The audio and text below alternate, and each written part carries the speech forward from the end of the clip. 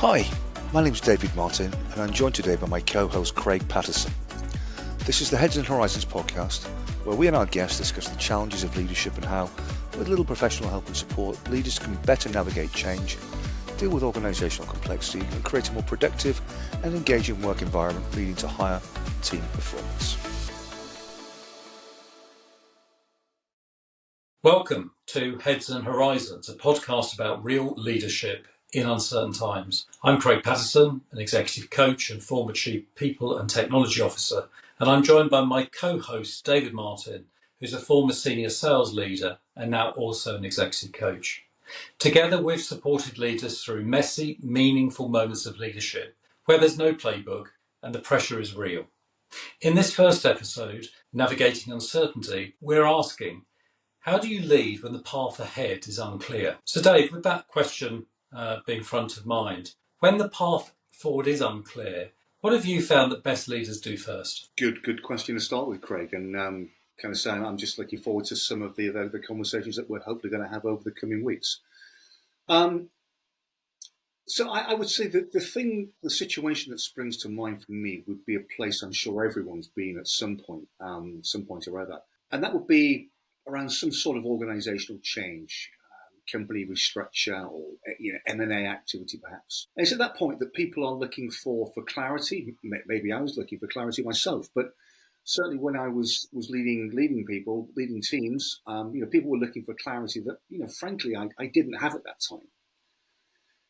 And it's when what we now refer to as emotional intelligence becomes so important.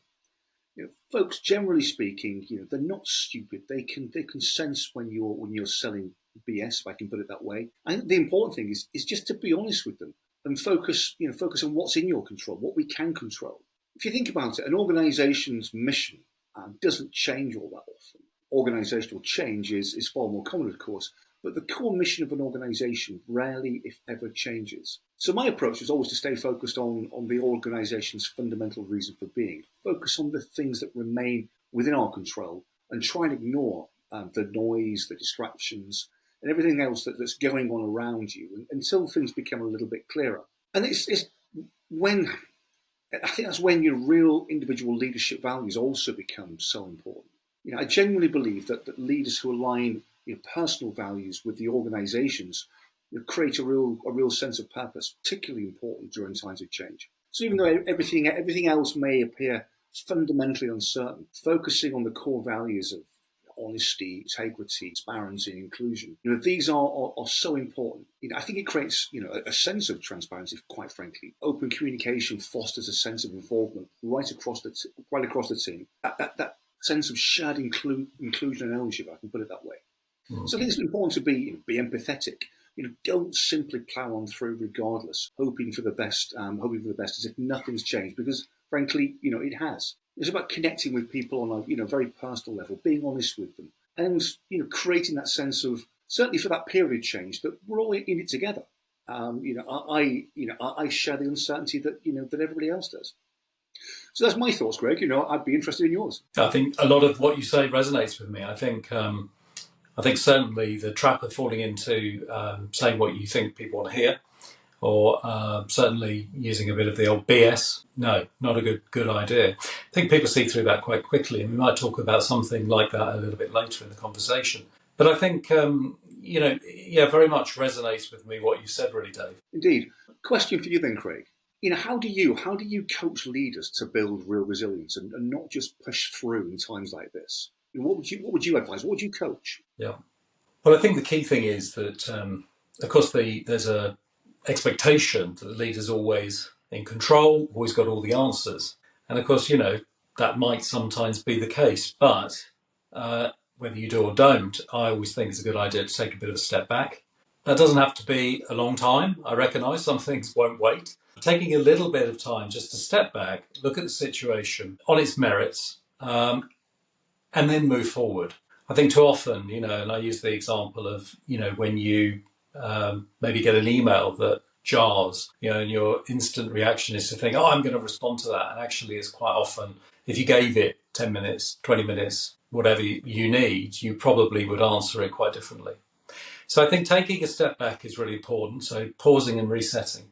I think being very self-aware, and you talked a little bit about this. So what's your state of mind? Are you ready to move forward? Do you need a little bit more time? And am I reacting or responding? So is it a reaction that's not that helpful to you or to others? Or are you responding effectively and giving people that sort of leadership that they're looking for? In terms of situations when people are under pressure, I think it's important to move from the autopilot to the conscious choice. So, again, when we're faced with something that we weren't expecting or that has come left field, the sometimes the unconscious choice is to move quickly and just do whatever. But I think the conscious choice is the better route to go. So again, taking a bit of time to take stock. You mentioned also about values, and I think that's something that's really key throughout all of this as well. It's just really being clear with people that you coach or I coach around what are their core values, and not moving away from those in a period of crisis or change. So, I think the authenticity is what I'm really getting at here, is that, stay true to who you are. So there's many, many more things, of course, within resilience. I think it's a topic we'll probably come back to at a later date, but hopefully that gives you a bit of an idea. No, it certainly does. It does. I think one of the things that I certainly, we all do from a coaching perspective, encourage is reflection, reflecting before acting. That sense of taking that step back, considering from all possible perspectives before or avoiding rather than before avoiding that knee-jerk reaction, which I'm sure we've all done at some point, and quite frankly come to regret it. The other thing that I think perhaps lends itself to the conversation here is essentially the area that we'd all recognise as self-doubt or that absence of complete rock solid self-belief might be another way of putting it. So how have you learned to most effectively deal with your own self-doubt in situations like this when everybody around you is looking for guidance and reassurance? Well, I think starts with a lot of what we've both said in our answers already. One is authenticity, so being true with the message that you've got or the situation you're facing. I think the other one is taking that step back, just giving yourself a little bit of reflection time. As I said before, that doesn't need to be hours or days or weeks. It can be just literally a few minutes. Away from the mayhem, maybe, or the feeling you've got to react immediately, and just taking stock and just getting yourself grounded in what you want to say. But look, self-doubt's something that, unless you're somebody who doesn't want to admit it, and there's many of those, but I think self-doubt is something we've all faced at times, both personally and professionally. And I think that it doesn't define somebody. So I think one of the things that I'm very clear on is that one situation doesn't define everything as that person. So, you shouldn't take a bit of self-doubt as a major flaw in your character or leadership. It's just a moment in time where maybe you didn't have all the answers. But another thing I try to talk to people about when I'm coaching is think about times when you have had similar situations and where you've actually achieved success. And I think if you look at a situation, you might, for example, look at something and say, I went to that meeting and I was really unprepared. It didn't go the way I thought it was going to be, was going to go. People weren't supportive. Think about a meeting you went to where that could have happened as well, but didn't. And what did you do differently? So things like pre-positioning maybe with people that are in the meeting, making sure you are prepared, you know what the agenda item is. But, also let's just go a bit easy on ourselves sometimes. We don't have to be perfect all of the time. We're not as humans. So in reality, just go easy on yourself as well. But don't allow it to become your whole self. One of the things that I'm talking about quite a lot at the moment is imposter syndrome. And I think this comes back to that a lot of what I believe is sitting under imposter syndrome is self-confidence. And I'm not always sure that labeling it in a grandiose way, such as imposter syndrome, is necessarily helpful, because when you actually peel underneath, It might just have been one or two instances where somebody's confidence was rocked, and let's deal with that in a positive way. That would be my recommendations and my thoughts around that day. Yeah, indeed. And, imposter syndrome, for some now is a bit of a hackneyed term. But I agree with you. Maybe not one for today, Craig, but it's a topic I'd like to potentially come back to on a future episode, perhaps. Definitely. It's certainly something that I think, looking back to the earlier parts of my own career, whether we called it that at the time or not doesn't really matter. But looking back, it was certainly something that that I suffered from, if that's the right way of putting it. Found myself in a position that I didn't feel I'd earned. I didn't feel that I was worthy of. In reality, of course, I was, but I just didn't see it at the time. Absolutely. So, Dave, just moving on to the next question then. Can you share a time when a real coaching moment that revealed a powerful leadership insight during uncertain times? Yeah. I'll happily share that experience, actually. And it is genuinely an experience that I can relate to, again, from an earlier part in my own career. But it's a situation that's repeated itself on many occasions for me, from that time moving forwards. And I'm sure it's a situation that most people can probably relate to a greater or lesser extent. What I'm thinking of is here, Craig, is a position, where we seem to have a clear view of where we're going in life, professionally. Probably a bit of both in actual fact. Everything seems to be mapped out beautifully for us. We've got complete control over everything and a very, very clear view of what the future destiny looks like. Only for something to derail that apparent uncertainty. Whatever it is, something comes along that completely changes our perspective, our outlook. And that, again, coming back to self-belief, is when that self-belief is perhaps most tested. And that's when a good leader with a strong coaching mentality made a profound impact and difference for me personally. So, when that inherent fragility that's in us all starts to appear, if it's allowed to, it can fundamentally derail us. It can fundamentally set us back significantly, if not permanently. But a great leader, I believe, and I've certainly experienced one, a great leader will help us see beyond that doubt.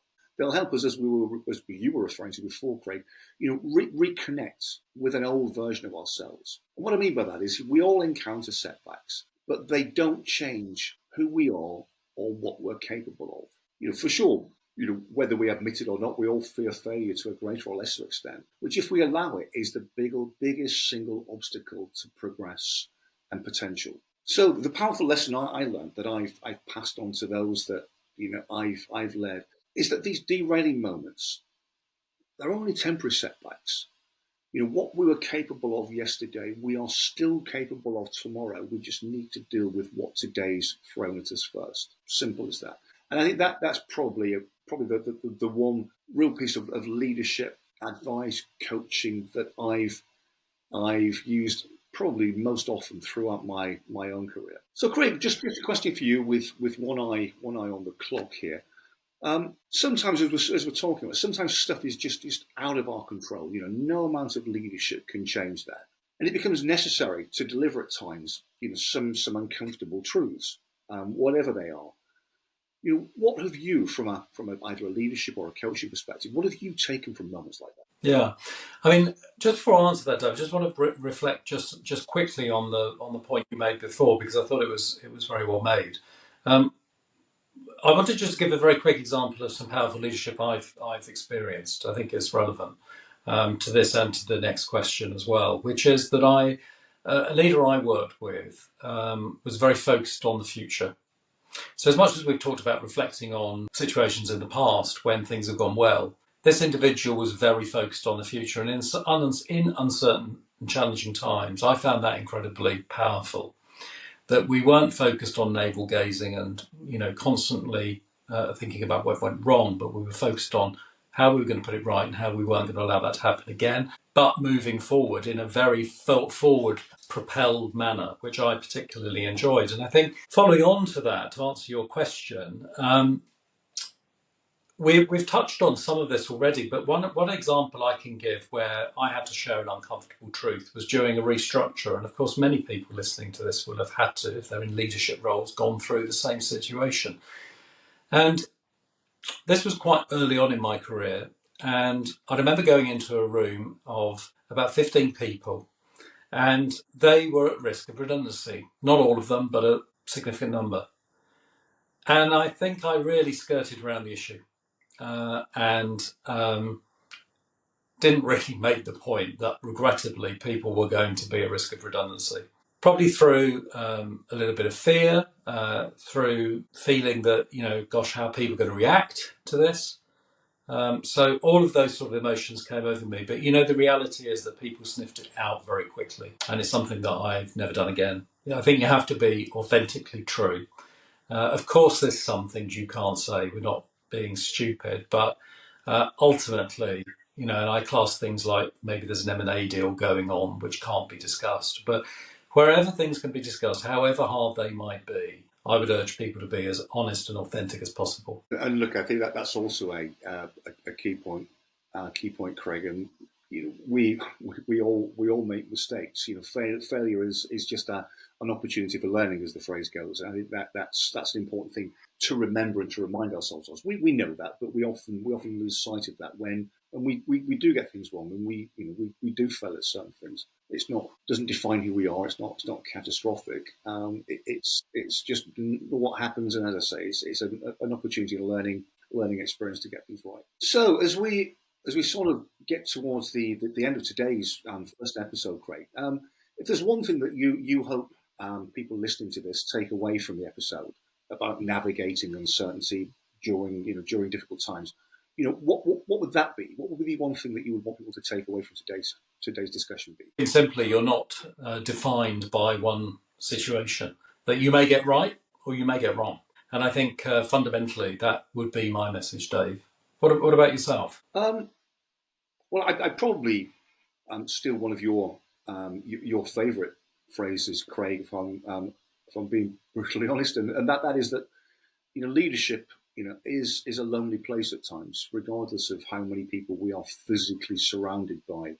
That sense of isolation in leadership roles can be quite profound at times. So my lesson would be to recognise that there is support. There are always people willing and capable of helping. So I would encourage people in situations like that where they are feeling isolated or lonely to reframe whatever their sense of mission is, whatever their plans are.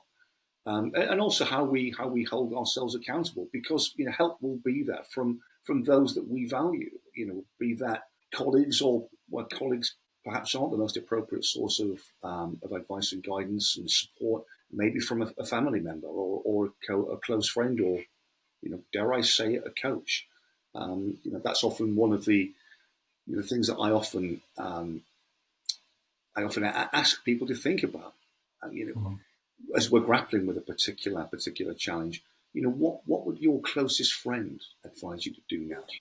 And they're there for you, so why not go and ask the question? Great, thank you. So join us next time when we're speaking about coaching for change. Looking forward to it, Craig. All that's left for me to do now is just say thanks to everybody for listening, and we hope that you found the content insightful, actionable, and maybe even a little provocative at times. And we look forward to welcoming you back to the next episode of Heads and Horizons.